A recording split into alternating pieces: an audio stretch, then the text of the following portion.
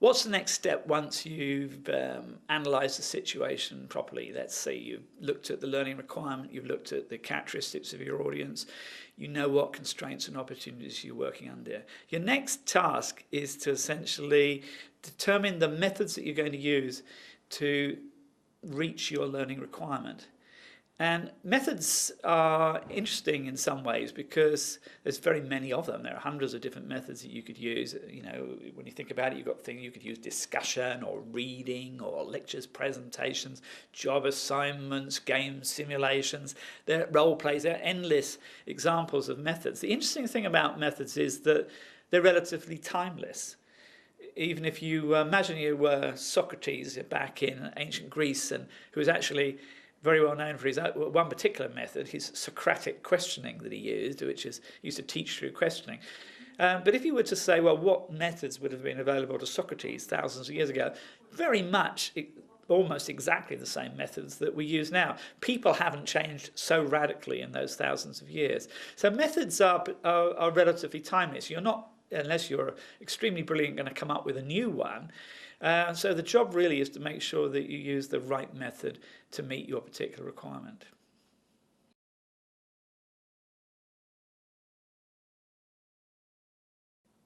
Well, if there are hundreds of methods to use, you might find that a little intimidating. How do you choose which ones to use to meet your particular requirement? I think you can break it down into one or two major decisions, and if you make those decisions, then the detail can follow afterwards. One of the major decisions is about what I call the social context in which you think it would be best for people to learn. Do you think they would best learn this subject on a self-directed basis, on their own, in other words? Would they learn it best one-to-one with an expert or a coach or instructor? Would they best learn with their peers in a group environment? I think that sometimes you'll find one social context works for the whole job, but there will be cases when you'll need a combination, and that essentially is another way of looking at the idea of a blend. There is another decision that you can make which will sort of help you to find exactly the right methods to use, and that is in terms of your overall learning strategy. Now, I like to analyse them against a particular model which starts with exposition on one end, which is essentially just passing over the information in the simplest possible way, through to instruction, which is a much more organised and sort of process, the sort of thing that you would expect to find in a classroom or a workshop, through to guided discovery, which is where you're often throwing people into activities and then, if you like, drawing the learning out afterwards, right through to what is essentially just exploration, providing people with resources and saying, go on, you know, use them as you wish. Now, these are four very different strategies, and again, you might choose one of them for your particular intervention, or you might choose a combination, which is another way of looking at blending.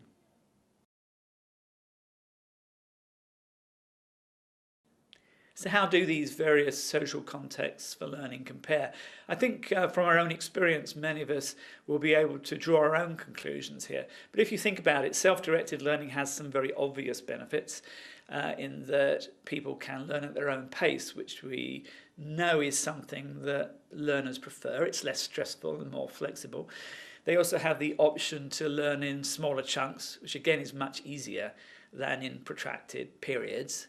Also, they have the benefit to learn when they want, rather than waiting for someone to organise something for them. So self-directed learning has some advantages, but it has some big disadvantages too. It has, you know, in some cases it can be rather isolating, and you generally do want support of other people.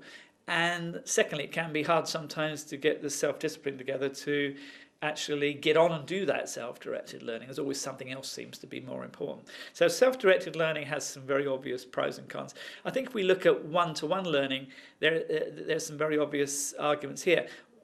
Learning on a one-to-one basis is very effective, it's very productive, but it's also very intensive. It does obviously give you a personalised experience because the person who's teaching you doesn't have to worry about anybody else, so they can give you exactly what you want. So it's going to be quicker and more focused, which is good. But on the other hand, you have got to get on with that person, and if they're not a very good teacher, or they don't have a very useful perspective from your point of view, then it's not going to be as productive as you'd like.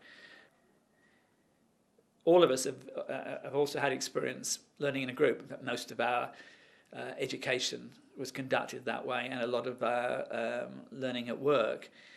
And it obviously has some advantages. You know, you get the encouragement and support from other people. You get a bit of peer pressure forcing you to do perhaps a little bit more than you would do on your own. You get the benefit of multiple perspectives, because sometimes other people can add considerably to what you learn over and above what is formal content of the course. You might even just, through serendipity, find yourself sitting next to somebody who's got some really valuable insight that they can offer to what it is that you're trying to learn. On the other hand, you've got to actually coordinate with all those people, which is can be a nuisance if you want to get on and learn right now. Sometimes other people want to learn more slowly and more quickly than you do. And so you're not the sort of focus of attention with group learning. But nevertheless, there's some significant benefits there. So I think the interesting thing about the social context is they all have something very valuable to offer, but they all have significant drawbacks if they're used for the wrong purpose. The art here is to use the right social context for the right aspect of your intervention. And often that means using a number of different social contexts to create a blend.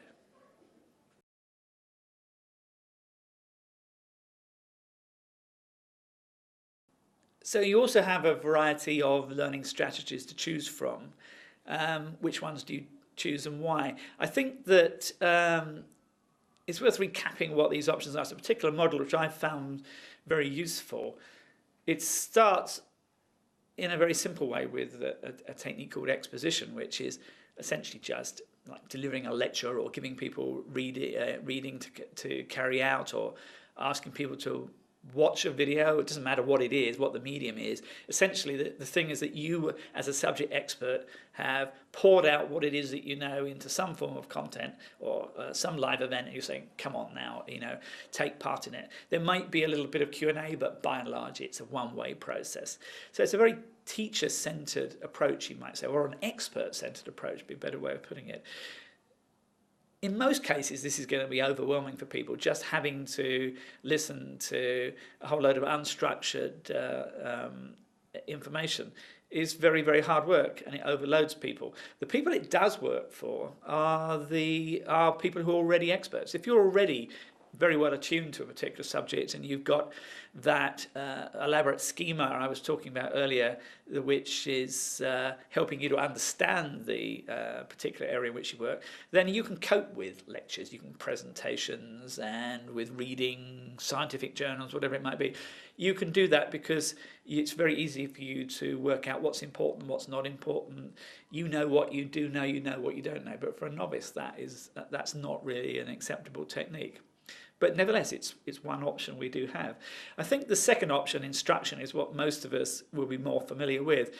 And that instruction could be in a classroom where you're learning in a group, or it could be a piece of e-learning where you're learning on your own, but it's still instruction. The difference with instruction is that it's not really the subject expert that's leading the process. It is an instructor or the designer of some instruction. And in that case, they don't have to be a subject expert. What they are an expert at is getting you to the end point of helping you to reach the particular learning objective. So they've been around the block a few times. They know how people learn this particular skill, and they're going to make sure that everybody gets there. Well, that's what their aim is, to make sure everybody gets there. That means it's much more likely to involve lots of interaction, lots of practical activities and feedback and so on, and probably some form of assessment. So instruction is going to be particularly useful when you're dealing with novices, people who are, if you like, don't have a lot of prior knowledge to build upon, and who actually want somebody to give them a step-by-step guide through the particular subject. Moving on, there is a variety on that which I think we perhaps underuse in corporate learning and development, which is guided discovery. The idea here is that it's still guided, it's not completely a free-for-all. It's not just throwing someone in the water and saying, go on, let's see if you can swim. It's a bit more than that. It's putting someone into an activity, a scenario, a role play, an activity, or any type, and then debriefing it, or saying, well, reflecting on it, what did we learn from it? What do we need to know, if we're going to do that activity again, that we can do it better? And so essentially it reverses the process from instruction, where instruction goes, here's the theory, now let's test it or practice it. Here we are saying, let's practice something, let's go and try something without learning about it, and then see what theories might actually help us to do that better. So it's a reversed process. But I think particularly when you're dealing with more experienced people, or it's a subject where critical judgments come in, where you're teaching people how to make the right decisions at the right time, then it's much more interesting and much more engaging to get involved in some scenarios, some case studies, some exercises, and then talk about it afterwards, than it is to, if you like, have a theory laid out in a very dry way and then have to practice it. So there's guided discovery. And there's one other strategy which I think is worth recommending, that was likely to form a part in many blended solutions, which you can call just simple exploration. So here your role is you're not the subject expert, you're not an instructor, you're not even a facilitator. I'd say you are almost a curator here. What you're doing is putting resources, making resources available to people, and saying, these are things I think you'll find suitable. You may go beyond this and find other resources. You can get Google as well as I can and find other things. But I've gathered some resources which I think will be really useful for you to continue your learning process. It's probably not going to be the sum total of what you use in a particular blended solution, but it's likely to be a significant part in future, because probably we teach too many things and overload people, whereas in fact we need to teach the key principles and then make available resources that they can call upon later. So in many cases, what we're talking about by exploration is making available those resources.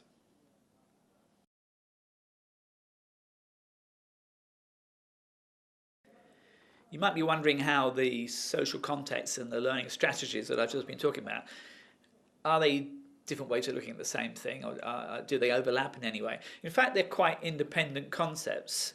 So it's possible in many cases that each one of the four strategies that I talked about, exposition, instruction, guided discovery, and exploration, might work on a self-directed basis, they might work on a one-to-one basis, they might work in a group environment. So in fact, they're two quite independent decisions that you're making. So you could start off by looking at what do you think would be the right social context, and then saying within that context, what's the strategy that's likely to be the most effective. So you combine them quite simply.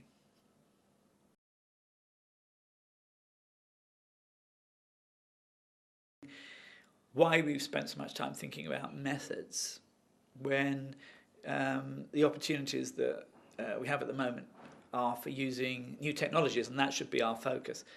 But I think there's a very good reason for doing that. That if we get focused on the medium, in other words, the channel that we're going to use to deliver our learning experience, whether it's online or face-to-face or some other channel, if we get too focused on that, we're jumping too far ahead of ourselves. Because one thing which I don't think is widely appreciated is that the channel that we use, the medium, is not a major influencer of the effectiveness of our solution.